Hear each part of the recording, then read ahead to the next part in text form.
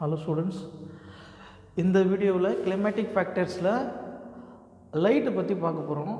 Already we have discussed about the light. What are the wavelength of light are used for photosynthesis. In this video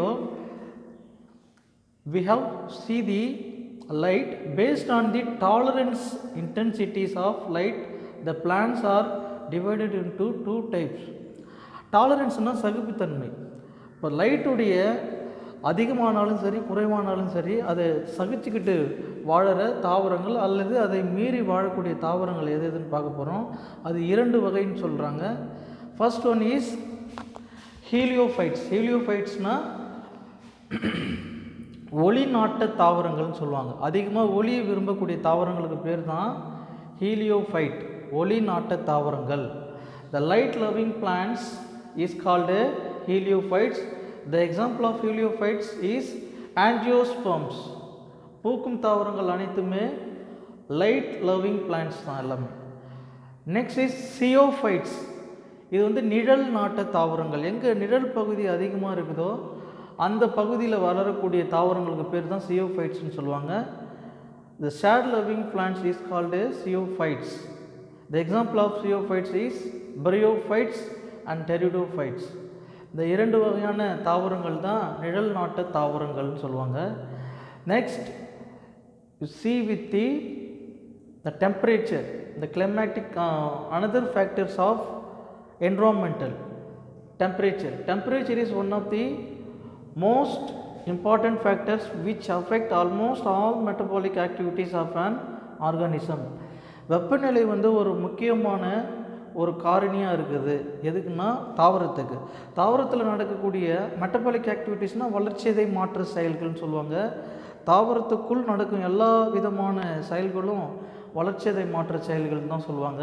இதை அனைத்துமே தடுக்கக்கூடிய factors எதுன்னா temperature சொல்லலாம். Every physiological process in an organism requires an optimum temperature at which shows maximum metabolic rate. ஒரு தாவரத்தில் ஒரு சில வாழ்வியல் செயல்கள் நடைபெறணும்னா அதுக்கு எவ்வளோ டெம்பரேச்சர் தேவைப்படும்னா ஆப்டிமம் டெம்பரேச்சர், உகந்த வெப்பநிலை அல்லது ஏற்ற வெப்பநிலைன்னு சொல்லுவாங்க. At which shows maximum metabolic rate.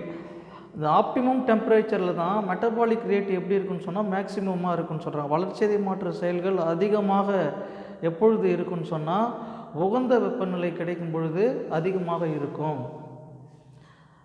Based on the temperature, three limits of temperature can be recognized for any organism they are.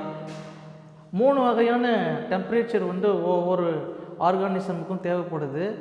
அது ஒரு வகையில் என்ன பண்ணுன்னா அது அந்த வாழ்வியல் செயல்களை மெட்டபாலிக் ஆக்டிவிட்டீஸ் அஃபெக்ட் ஆகும், இல்லைன்னா குறைவாக்கும்னு சொல்லிட்டு சொல்கிறாங்க. மினிமம் டெம்பரேச்சர் குறைந்த வெப்பநிலையில் எப்படி இருக்குன்னு சொன்னால் ஃபிசியாலஜிக்கல் ஆக்டிவிட்டீஸ் ஆர் லோயஸ்ட், ரொம்ப குறைவாக இருக்கும், லோயஸ்ட்டாக இருக்கும் மினிமம் டெம்பரேச்சரில், குறைந்த டெம்பரேச்சரில். ஆப்டிமம் டெம்பரேச்சர்னால் உகந்த வெப்பநிலை. உகந்த வெப்பநிலையில் எப்படி இருக்குன்னா ஃபிசியாலஜிக்கல் ஆக்டிவிட்டீஸ் வந்து மேக்சிமமாக இருக்கும். Physiological activities are maximum in optimum temperature. Maximum temperature இருந்ததுன்னா என்ன ஆகும்னு சொன்னால் physiological activities will stop ஆகிடும். அதிகமாக டெம்பரேச்சர் இருக்கும்போது physiological activities வந்து ஸ்டாப் ஆகிடும். இப்போ மினிமமாக இருந்தால் வந்து லோயஸ்ட்டாக இருக்கும், ஆப்டிமமாக இருந்தால் மேக்சிமமாக இருக்கும். மேக்சிமம் டெம்பரேச்சர் இருந்தால் physiological activities are totally stop. Based on the temperature of the particular region, the particular vegetation, the Rankine classified into 4 types of temperature. Rankine என்ன பண்ணுறாரு, ஒரு குறிப்பிட்ட அல்லது வேர்ல்டு வெஜிடேஷனை வச்சு 4 வகையாக வந்து வெப்பநிலையை பிரிக்கிறாரு. ஒன்று வந்து மெகாதெர்ம்ஸ்ன்னு சொல்கிறாங்க. the temperature more than 240 degree Celsius, அதனால தான் மெகாதெர்ம்ஸ்னு சொல்கிறாங்க. அது மீசோதெர்ம்ஸ்னால் the temperature ranges between 170 degree Celsius to 240 degree Celsius. 170 degree செல்சியஸ்லேருந்து 240 டிகிரி செல்சியஸ் வரைக்கும் இருந்ததுன்னா அதுக்கு வந்து மீசோதெர்ம்ஸ்னு சொல்கிறாங்க. அடுத்தது வந்து microtherms. The temperature ranges between 70 degree Celsius to 170 degree Celsius. இந்த இடைப்பட்ட அந்த ரெண்டுத்துக்கும் இடைப்பட்டதாக இருந்ததுன்னா அது மைக்ரோதெர்ம்ஸ் சொல்கிறாங்க. 70 டிகிரி செல்சியஸ்லேருந்து 170 டிகிரி செல்சியஸுக்கு இடைப்பட்டதாக இருந்தால் அதுக்கு பேர் வந்து microtherms. Hekistotherms the temperature less than 70 degree Celsius. Temperature 70 degree செல்சியஸுக்கும் குறைவாக இருந்ததுன்னா அதுக்கு பேர் hekistotherms. And again based on the thermal tolerance. எப்படி நம்ம லைட் டாலரன்ஸை வச்சு தாவரங்களை ஹீலியோஃபைட்ஸ் சியோஃபைட்ஸ்னு பிரித்தோமோ அதே மாதிரி இந்த வெப்பநிலையை தாங்கக்கூடிய அந்த சக்தியை பொறுத்து அல்லது சகிப்புத்தன்மையை பொறுத்து தாவரங்களை 2 வகையாக பிரிக்கிறோம். ஒன்று வந்து யூரி தெர்மல், ரெண்டாவது வந்து ஸ்டெனோதெர்மல்.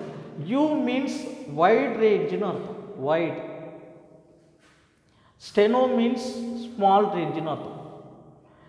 The organisms which can tolerate the wide range of temperature, அதிகப்படியான வெப்பநிலையை தாங்கி வளரக்கூடிய தாவரத்துக்கு பேர் தான் என்ன சொல்கிறாங்கன்னா யூரி தெர்மல்னு சொல்கிறாங்க. அதுக்கு எக்ஸாம்பிள் வந்து சோஸ்டிரா, த மெரைன் ஆஞ்சியோஸ்பெர்ம். கடல் வாழ் பூக்கு தாவரத்தில் வந்து நீர்வாழ் பூக்கும் தாவரத்துக்கு எக்ஸாம்பிள் வந்து என்ன சொல்கிறோம் நம்ம இந்த சோஸ்டிரா சொல்கிறோம்.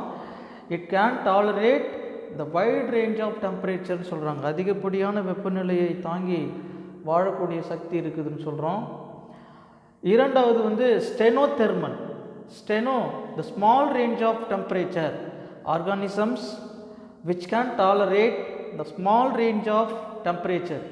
ஒரு குறைந்தபட்சமான அது குறைவான வெப்பநிலையை தாங்கி வளரக்கூடிய தாவரத்துக்கு பேர் தான் ஸ்டெனோதெர்மல்னு சொல்லுவோம்.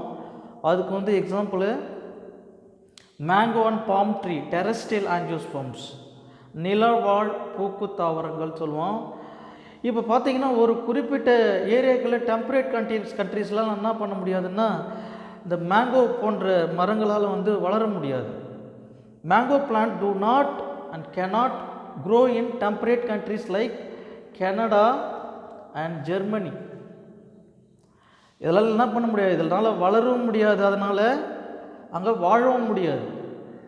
அதுதான் என்ன சொல்கிறோம் நம்ம, the mango plant is belongs to stenothermal which cannot tolerate or live the wide range of temperature. அதனால் அதிகப்படியான டெம்பரேச்சர் இருக்கக்கூடிய இடத்துல வாழ முடியாது. தெர்மல் ஸ்ட்ராட்டிஃபிகேஷன் அடுத்தது பார்த்திங்கன்னா நீர்நிலைகள் இருக்கக்கூடிய வெப்ப அடுக்கு அமைவுன்னு சொல்லுவோம். தெர்மல் ஸ்ட்ராட்டிஃபிகேஷன்னா வெப்ப அடுக்கு அமைவு. இந்த thermal stratification usually found in aquatic habitat. நீர்நிலைகளில் அதிகமாக இருக்கும். வெப்ப அடுக்கு அமைவு எப்படின்னு சொன்னால், இப்போ எக்ஸாம்பிள் வந்து பாண்ட் ஈகோ சிஸ்டத்துக்கு எடுத்துவோம். குளத்தில் பார்த்தோம்னா நேரடியாக சூரிய வெளிச்சம் அந்த மேற்புறத்தில் படுறதுனால மேலே இருக்கிற இடம் ரொம்ப ஹீட்டாகும். அதுக்கு கொஞ்சம் கீழே வந்து கிராஜுவல் டிக்ரீஸ் ஆஃப் டெம்பரேச்சர் கொஞ்சம் குறையும். இன்னும் கீழே போயிட்டோம்னா சுத்தமாக என்ன ஆகிடுன்னு சொன்னால் அந்த டெம்பரேச்சர் இருக்காது, கோல்டு வாட்டர் இருக்கும்.